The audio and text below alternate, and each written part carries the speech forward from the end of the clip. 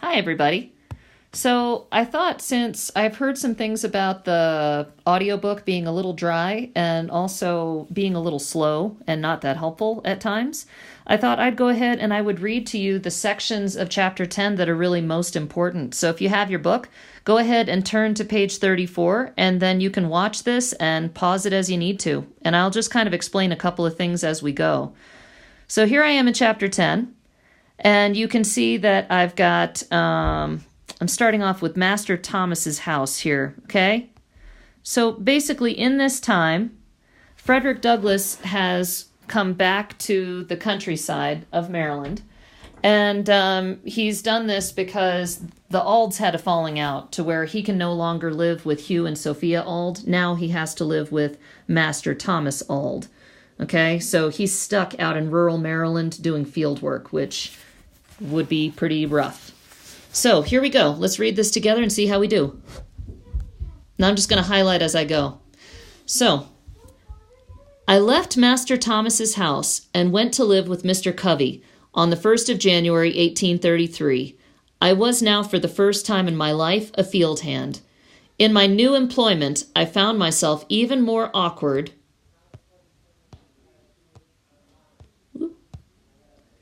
than a country boy appeared to be in a large city. I had been at my new home but 1 week before Mr. Covey gave me a very severe whipping, cutting my back, causing the blood to run, and raising ridges on my flesh as large as my little finger. That sounds terrible. The details of this affair are as follows. Mr. Covey sent me, very early in the morning of one of our coldest days in the month of January, to the woods to get a load of wood. He gave me a team of unbroken oxen. All right, so this whole scene that he's going to start talking about in just a little bit is where basically Mr. Covey has given him an impossible task. And since the oxen have not been trained, they're just going to go running all over the place and make Frederick Douglass miserable and almost kill him a couple times and all kinds of stuff. And for this, he's going to receive a very severe whipping from Mr. Covey. Let's go back here to Mr. Covey for a second. So let's go ahead and write something about him. So Mr. Covey is a slave breaker.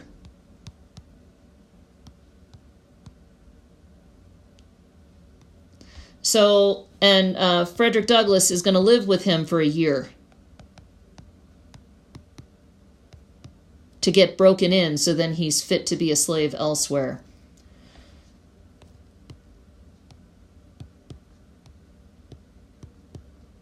And this man was known for being cruel and horrible and all kinds of stuff. So Master Thomas is not a great guy for doing that to him.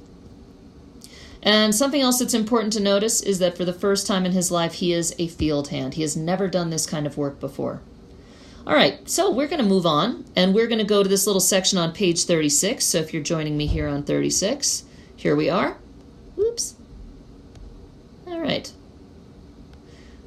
I lived with Mr. Covey 1 year. During the first 6 months of that year, scarce a week passed without his whipping me. Man, so he got whipped at least once a week. Yuck.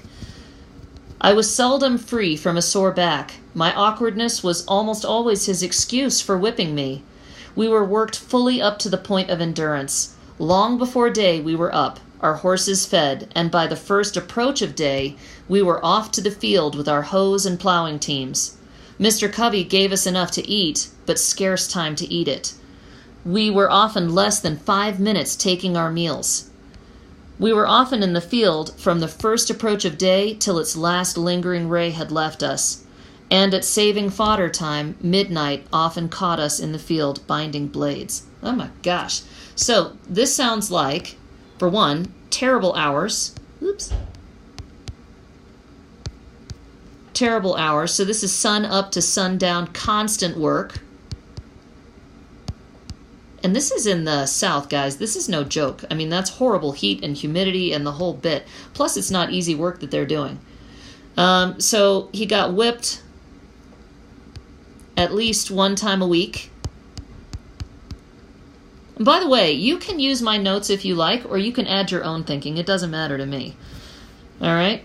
So Mr. Covey gave him enough time to eat, but scarce enough time to eat it. So they didn't get hardly enough time to actually eat their meals. They got like 5 minutes. That's crazy. Okay? All right, so now we are going to move on.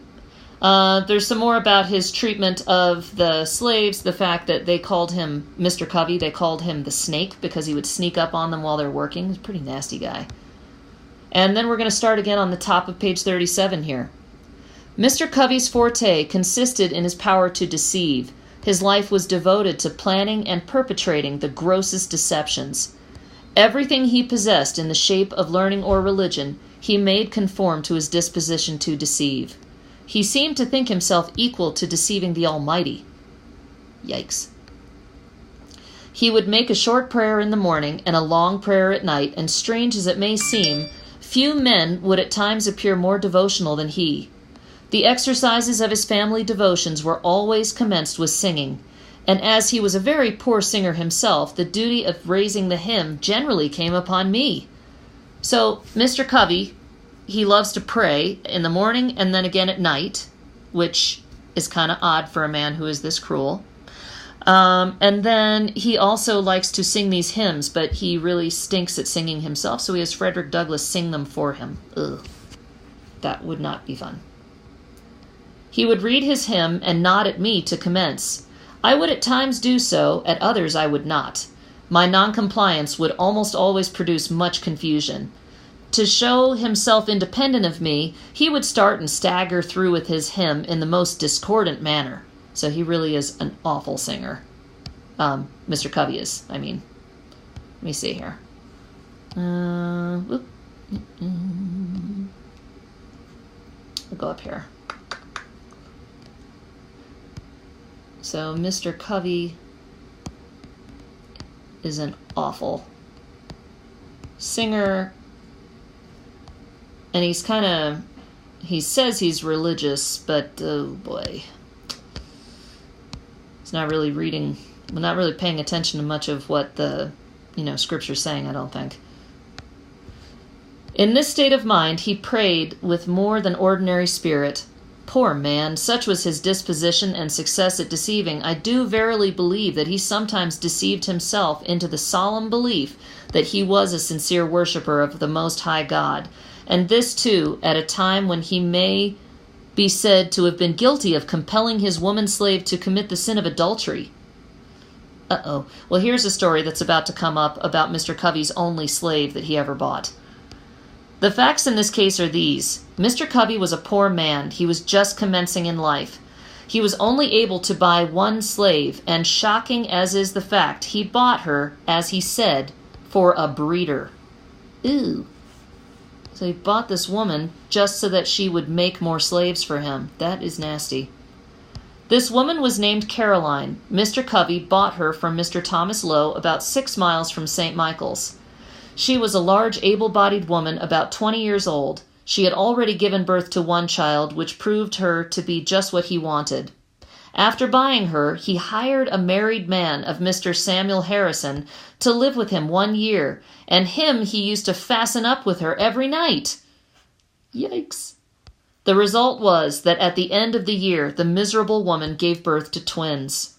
Well, Mr. Covey got what he wanted, right? Ugh. So poor Caroline, that sounds horrible.